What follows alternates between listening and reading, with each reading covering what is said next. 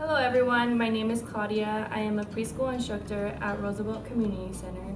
Today I will be doing the soap and pepper experiment. Let's get started.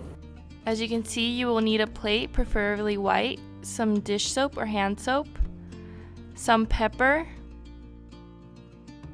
and some water. First, you will need to pour your water into the plate.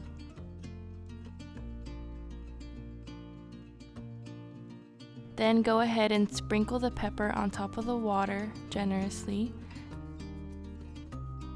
Dip your finger into the soap and then into the water.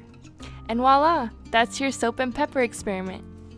This STEM experiment shows how germs can be removed from hands with soap.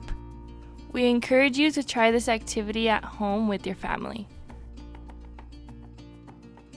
Alright guys, thank you for watching this experiment. I hope you guys enjoyed it. Make sure you watch our upcoming videos on our virtual recreation center. See you next time.